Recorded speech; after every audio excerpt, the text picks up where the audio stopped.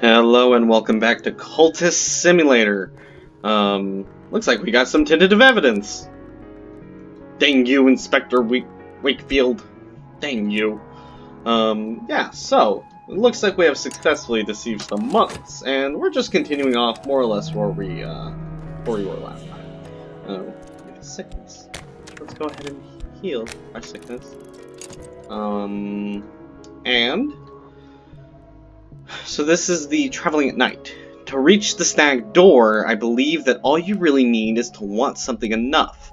But I've never wanted anything that much, except of course Baldamera, and I'm very much afraid that the knot in the story is this. What Baldamera wants is the stag door, but here's something I learned in Persia. Perhaps it'll teach you what you want. A smith's secret. In 5 continents, smiths have oh my goodness. In 5 continents, smiths have whispered the same words to the iron. Murderers have been known to whisper these words too. And adepts, of course, these words are chosen in the ritual to something change. Well, how lovely. And we are running out of room for all of our lore. Let's continue reading these books. Gore does not mention the manses directly, but constant coy, metaphorical references to ascending the staircase of years, to the doors of sleep, into the blue light of dawn suggest you have commerce with the unseen world. Well then.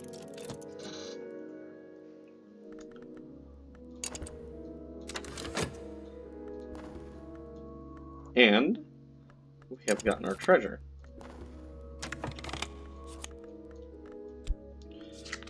So, it seems like, from what I remember, these are actually slightly easier, which is not necessarily the best. Although, we would actually do well to pick up more scraps of lore. Okay. And this is just the inciting one, so nothing to necessarily worry about there. But you know what? I haven't been. Let's continue picking up followers. It seems like I kind of forgot about doing that entirely. So, let's fast forward to make some of this progress slightly faster. I believe I missed one? The minister's bedchamber is grand in proportion, but sparsely furnished. Beneath the window, a feathered ornamental axe rests beside an enameled chalice drum and a little altar of yew wood. Beneath the altar, in a box secured with complicated triple knot, we have a trove of books, and more besides, a knife rank with old blood, a twist of cloth, a leathery remnant of something the minister must have surrendered at his ordination. Interesting. These are... Is it going to be exactly what it says? So we have De Bellis Morum, an 18th century epic poem by the synonymous Slapsitos. The Rose Wozni, marked with the triple sign of the arcane contemplative order known as the Sisterhood of the Knot, but a 4th leaf has been added, disfiguring the sign in Greek. Kion at Abydos, a play dealing with the 9-year sojourn of a snow goddess in the Tarchan city of Abydos by Apollo Fireweaver. It enjoyed success in London in its 1892 edition when it republished something older Greek text. We have an additional Kunar Girth. Wow. And the Nose of Nuriel, marked with the triple sign. Okay, so this is something else also about. Interesting.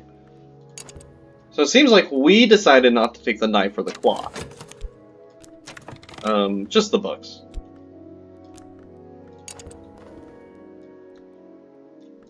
It It is common in the time to speak of the division of the sun, by which contemporaries understood the eruption of barbarian forces and of their uncouth gods. So we have an additional furtive truth, which could be helpful. Now, we already know Greek, so I'm going to set this aside to be sold off. We have a couple books that we'd have to translate first. Excuse me. So, let's... This is likely a winter, or something to do with the winter aspect. So... let's do this one. Janus is the gatekeeper, the twin god, the god that wounds, and the presager of changes, the sun, the moon. So identify him with the watchman, the twins, with the mother, and with the forge, with the meniscate and the madrigad. He cannot be all these, can he? The Flemons knew the church, knew the dry land, knew Elagbalus. Is he then synthesis, or is he something else? In Galatia, they called him Lanus Lamius, but the Obliviots are notorious for their slanders. A lot of those words are a mouthful.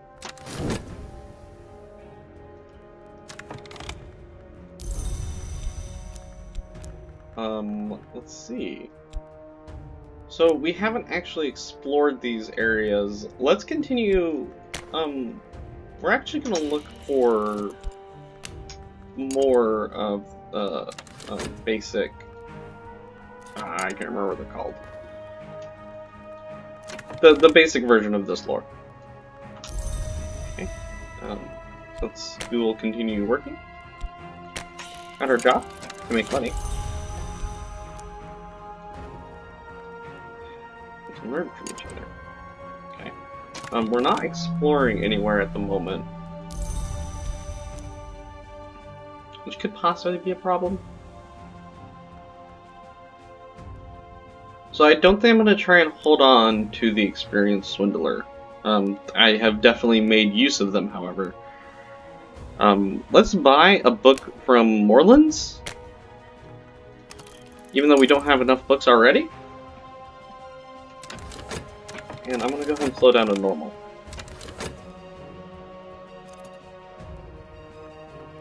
So now we have some contentment to possibly be useful.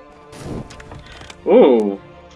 Janus has, they say, not one face, but two, to which I reply, why only one? Why not two? Herschelt and Cosley, according to Thomas Love Danman,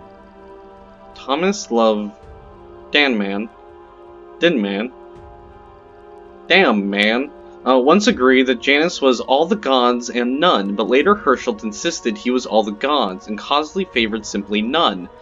Dinman was a sinister dilettante, but this rings true of them both. Oh. Yeah, that made not much sense. We get an Odysseus parable, which we already have one of. And then we get an unmerciful mantra. Mercy, saith the watchman, is found only in shadow. Now, this is significant. We're going to remove this passion, I believe. Approaching the white door. There's a house in the wood. I know something of that house, enough to find the way to its light. And we will continue reading our books. The entity called Chion arrives in a blizzard and demands the city gates are barred. As Abydos falls under her spell, the dead return but do not speak. That's quite an entrance.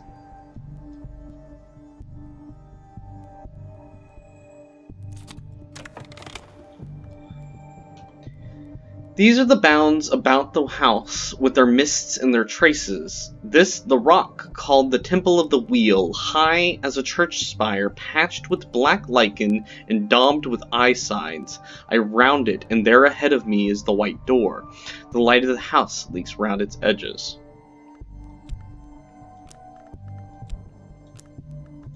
And we now have Way, the White Door. In my dreams, I passed the White Door, which was being called the Bone Door and the Gate of Ivory. My voice remains outside the house each time I enter. Now, in my dreams, I know the path to the White Door through the bounds. But that path is thronged with the dead who pass that way. I will need health to resist their chill. Now, I'm curious. Oh, right. So we could immediately go to the stag door, which I think we're actually going to do. The ascent is slow, winds from nowhere pluck at me, my skin is stained with light, the wood shivers with motion far below. So we have been able to upgrade our desire enough already that we're kind of going to end up skipping one of the dream steps.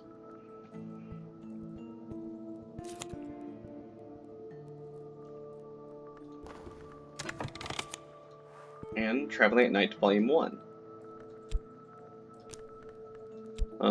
We're a little short on money for the moment, so we'll hold off on buying another additional book. Let me think. Other than additional followers, I don't think there's anywhere we necessarily want to explore. We could possibly explore the Furtive Truths, but considering that it looks like the basic level only requires one, I'm going to hold off on that for the moment. We have a patron. Poppy the Shell. An honorable woman of property. She'd like to talk to you. I'm going to hold off on talking to you for a little while, Poppy, unfortunately. However lovely of a lady you are. And we'll continue speaking on esoteric matters. Now, I did sort of neglect this fascination, but I'm not very worried about it. We've been producing enough dread to annihilate it. Let's continue working. That's not where I want you. I want you there.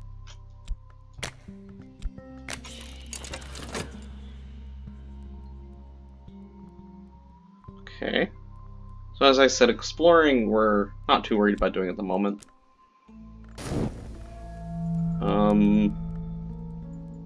Let's see.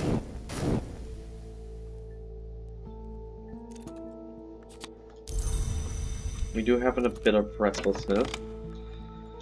For 8 years, the city is a place of slow death, frosty ecstasy, and silent beauty, but in the 9th year, a conspiracy of shouts is mounted against the quiet that Kion demands. The conspirators open the city gates, and a scarred man comes to drag Kion by the hair. Summer returns, but the conspirators die of remorse. A white ceremony. When I speak it, my lips don't crisp with frost. Each time, this is surprising. And this can be used in a rite with heart influence and Byzantine taint to summon the voiceless dead. How lovely. Unfortunately, we have neither, but let's continue digesting our books. The wood lies outside the walls of the mansis. As any student of history knows, the mansis has no walls.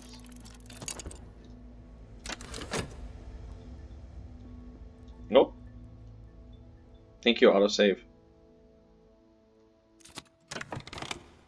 To the stag door. The stag door, a rigid barrier of blood-streaked horn, huge enough for a ship to pass. It was broken long ago, and even now the scars are not quite healed. In a levity beside the door rests a vast and wounded golden head.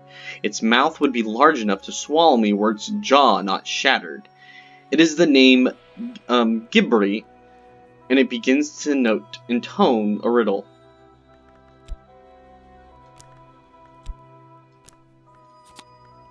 the stag door's riddle. What may be lost? Answer this riddle to pass the stag door and be accounted a no. Now, can we answer that riddle? The dice's riddle is what may be lost. Each of dice's parable is an attempt to answer the riddle. How lucky for us. I thought we had the right answer. One thread in a labyrinth. There are many answers to this question, as the shedders of skin know. Here is mine. Now that is luck. That was purely by luck that we had the correct answer to that riddle. Which is fortunate. That means that basically we get to skip the white door. Because we haven't yet visited it yet. Though we may have need to visit it in the future. As strange as that sounds.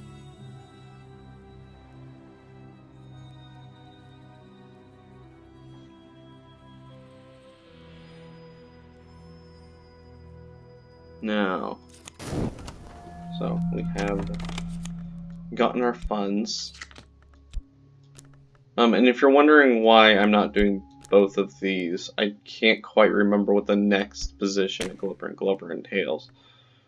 But there's one of them that I don't personally enjoy actually going to. It becomes a minor annoyance. I still have not yet actually dealt with this. Hopefully it just kind of goes away on its own. Oh, no. Yeah, okay. Alopley describes how he came to make repeated visits to a dream wood via what he calls silver dreams. Trying to think your way to the wood, he explains, is like thinking your way to being in love.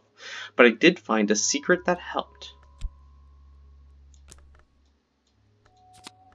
A barber's warning. Ah, yes.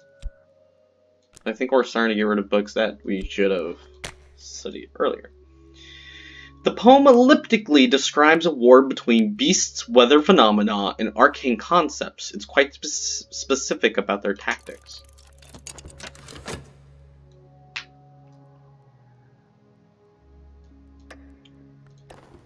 Entering the stag door. The stag door is the Adept's Gate. To pass it is to be initiated into the first true mystery of the House of the Sun. The head, Girby, weeps to see me enter where it cannot, but it must let me pass. The scarred valves of the door grind open. Oh my.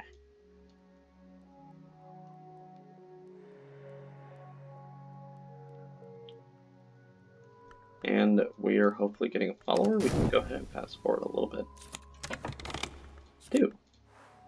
Clovette. Clovette is happy in a way that brooks no counter-argument to happiness.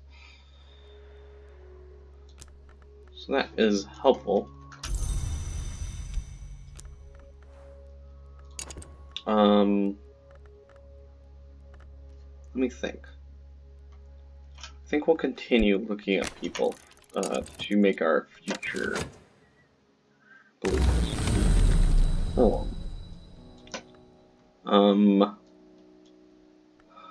Okay, we can't make use of a trembling heat. So either the Ascent of Knives or the Painted River. Let's go to the Painted River. I thought, super helpful. I'm ready to improve. The Painted River The Painted River runs from a great chamber near the White Door, far through the mantis to its far edge where it enters a painted delta of far cloud. I voyaged half its length last night with a stern-faced captain beneath a rust-red sail. As the clouds rose before us, the sailors raised the yearning shanty and close-hauled the sails to best use the painted wind. And all the while the captain and I discoursed on the secrets of the House of the Sun. So we now have a way through the stag door. In my dreams I found the way to the stag door, sometimes called the Horn Gate or the Adept's Door. I have answered its riddle and I am counted among the no. this actually is somewhat helpful. So I don't think I can actually use this lesson learned, unfortunately. Or not immediately. I do need to immediately take care of this, however. So composure. Yes. And I do also have an inflection. How unfortunate. Get my money. And I'll just go ahead and continue to work with no diligence. The two one joined and the horn distinguished, consequently blood.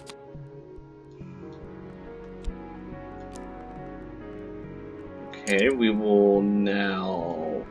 Here, so now we're going to have to translate these books. These are both books about the witch sisters. So we might learn a little bit about them. And now we have restlessness. Unfortunate.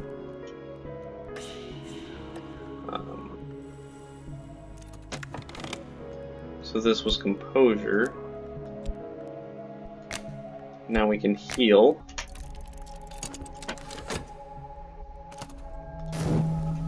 The medicine and dark and bitter as tar. It would be easy to suspect as being poisoned. That sounds a really gross kind of medicine.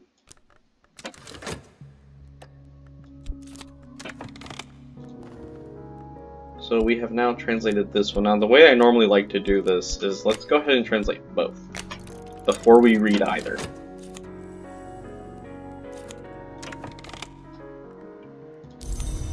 Now, there is something I'm curious about. I need to move you here. Aha! Wait. So it wants to be light, right? Oh, shoot! The blinding key. This right is the key that will allow the watchman's gaze to enter me. I will be changed forever. Now. Now this would seem like an easy answer, but I don't know if we necessarily want to start doing this. Let's go ahead. Let's just go ahead. And pretty visual.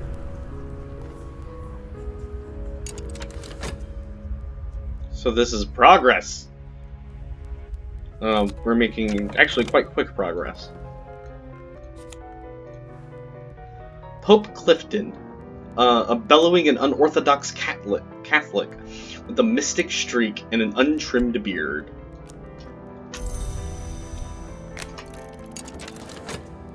Okay.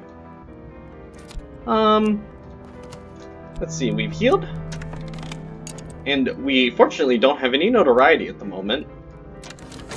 Let's not produce anytime soon. We have now translated both texts, so let's...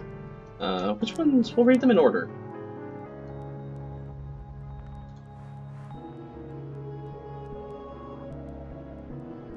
Here, we'll read this one first, because this one is about the Sister of the Knot itself. Saint Tryphon, Nuriel explains, performs secret miracles in the name of she who bleeds and bears, and she who opens. Thus Saint Tryphon opened the way to the house of the sun. Thus Saint Tryphon underwent the great birth and ascension to immortality. How interesting. That is not an ascension that we're currently taking. The rite is... Oh, wow. Okay. The rite is complete. The marks of the watchman are upon me. The first mark is what I have said, and the second is what I have done. If I inspect my body, I'll find the third. My hungers have been refined now. So, we get back this, and we now have Ascension Enlightenment. The watchman who is the door of the eye has touched me. Every day now my curiosity grows stronger. An urgent physical need like gnawing hunger I know to be the third mark. While this is progress, this might also cause a couple of issues.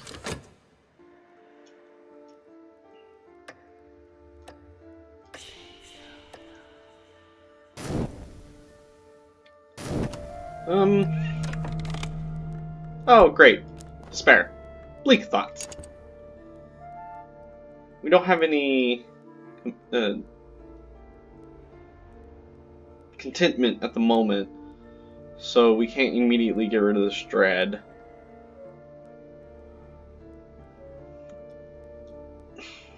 Let's try Theodicyst. The entrance is lost beneath soft drapes of crispin, cinnabar, and incarnadine. Above the door, the club motto, Ingi rum imis nocte et consumi mer igni, has been rendered as, into night's circle we fly until the fire enjoys us. The wreath, announces the master of ceremonies. A dancer undulates on the stage, unfolding her arms. Live moths spill in a stream from her mouth. That is mildly horrifying. Oh dear. Hopefully it's only horrifying for me. White moths eddy through the hall. They perch on the brims of wine glasses and sip. The audience applauds. The woman on stage moves as if she has too many limbs. Moths crowd my arms, nestle against my shoulder. In a little while, I'll step outside and look at the clear, cold stars. I assume I dreamt the whole thing. The smokes of the club are treacherous. You know, I'm not so sure if you dreamt the whole thing. I have a suspicion that that in fact did happen. Wait, was that just Mystique? No. Okay, I did get contentment, so we're gonna clear my mind. Clear my mind. Saint Tryphon began his ascension by passing the horn door. He continued it by learning the invocation Thyatic, which Nuriel does not have here recorded, an account of its extreme holiness. And Nuriel explains grimly, to achieve the 7 marks of the Great Birth, Saint Tryphon consumed both those whose soul had left them, and even those in which the soul remained. So, we have the 2nd level knock. We also get a Maglesian incantation. The Great Mother remembers. We don't actually have any Grail yet. We will now read, that's the wrong one, the Rose of Wozni. The offshoot favored by Wozni, the true sisterhood, follows Saint Respicious in pursuing ascension in the name of the door in the eye, the merciless hour of light. Saint Respicious failed, perhaps because the larger sisterhood tracked him down and ritually strangled him, but Wozni outlined steps for those who hope to succeed. This is actually more helpful to us, because this is the ascension we're currently trying to go.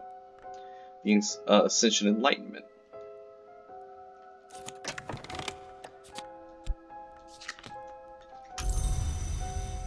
Now, continue our work, this time without diligence.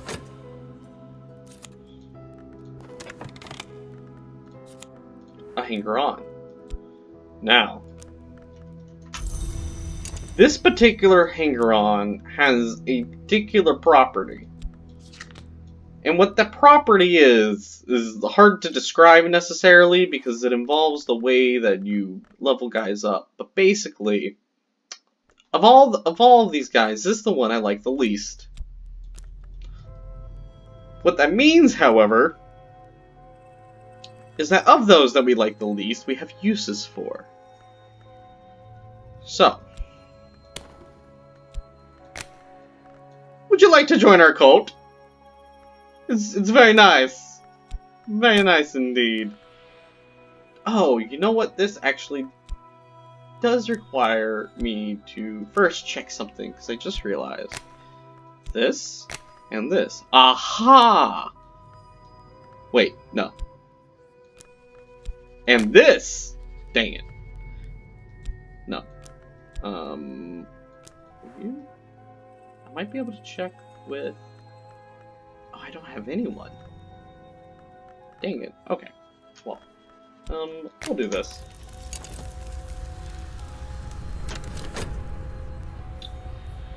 Quick letting him into the cult. A very quick one. Now, I would like to show this. So what hunger drives us? Time alone in a quiet room with a living mind. That's all I need. Conversations. The last words of a living mind.